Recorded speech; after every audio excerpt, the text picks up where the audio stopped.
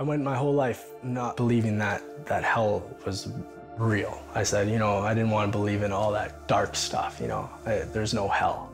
That's what I thought, but there is a hell. Jordan Samuel believes there's a hell because he believes he's been there. I could hear cackling, like laughing, like laughs with demons. I could hear stuff. Earlier in his life, he never believed hell existed. If I live my life and do the best I can do, like karma-wise, what goes around comes around, I'll just be the best man that I can be. He grew up in Edmonton, British Columbia with a single mom and went to a Catholic school. He was naturally inquisitive and asked a lot of questions about Jesus. How could one man come and just die for me? And, who is this guy? And for that, he was kicked out of class. But my third time getting kicked out of class, I remember saying, you know what? I never want to know this Jesus guy. Whoever he is, he just gets me in trouble and I just get kicked out of class and no one wants to give me answers about him and this is how people treat me. I don't want to know. His mom married, and for the next 15 years, Jordan says his family life was great. Then his mom and stepdad divorced. Jordan was devastated. The only way he knew how to deal with the pain was to rebel. So whether that was drinking and driving with buddies and underage driving, stealing cars, and getting stereos and having the thrill of almost someone catching me, but not quite. For the next 4 years, Jordan continued his reckless behavior. But he wanted to turn his life around, so he stopped selling drugs and started working for an oil rig company. I was making really good money at a really good house. After work one day, Jordan decided to smoke some pot. He didn't know the pipe he used was laced with crack cocaine, something he had never done before. Jordan was sure he was dying. I can feel my heart going boop, boop, boop, boop, boop, boop, boop, boop, boop, slowing down, boop, boop, boop, boop, boop, and then boop, boop, boop, like fluttering.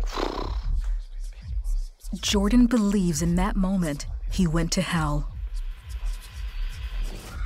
All these women and all the things you think you want in the world, money, cars, success, all these things that I had, and I was driving, I was just loving it. And then all of a sudden this car broke down. All of a sudden these women turned to huge, huge demons. And it earthquaked. And I look behind me and I can hear screaming, it's all red and black. Turn around, get out of here. It sounded like people burning, people that were just burning, that couldn't find a cure or a fix to anything. It was just the worst. And I remember being afraid, gripping the steering wheel. And then all of a sudden it was like, I'm back to my body in the trailer room. As Jordan was taking what he thought was his last breath, he made a declaration of faith to God. And my heart's going, boom, boom, like the last beat. Not even knowing why, I just said, I believe. And then all of a sudden, boom, I'm gone. That's when Jordan says Jesus pulled him out of hell and took him to heaven. He was all in white. He was in a robe when I saw him. And he looked at me and he wears a crown on his head. And his eyes are fierce like fire, but there is no like color, just bright looking at me. And he just is amazing. You're at his feet, you're at the Lord's feet because he's just perfect. You worship him because he's the Almighty. You worship him because he saved us. Then Jordan believes he was standing before God. The Lord went to the right hand of the Father, and I began to get judged by the Father. And it was the worst, because what happened was he played secrets in my heart that I locked away that I only knew that I ever did. And I thought no one could do, and I could feel what God felt. And I said, Lord, forgive me. Like it was the worst feeling. And he just comes in and he hugs you. He says, all is forgiven. My old heart was broken. My old heart needed fixing. And God gave me a new heart.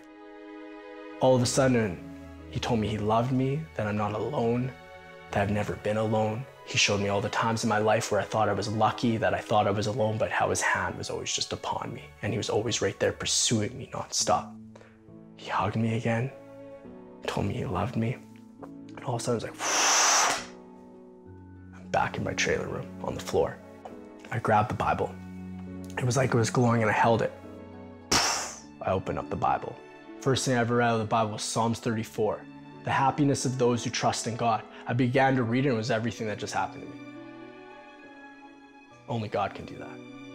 Jordan shared his journey to heaven and hell with his girlfriend Danica. His voice changed, his eyes changed, his body language changed. Everything about him was new. It was different. So there was no doubting that he had had the experience that he did.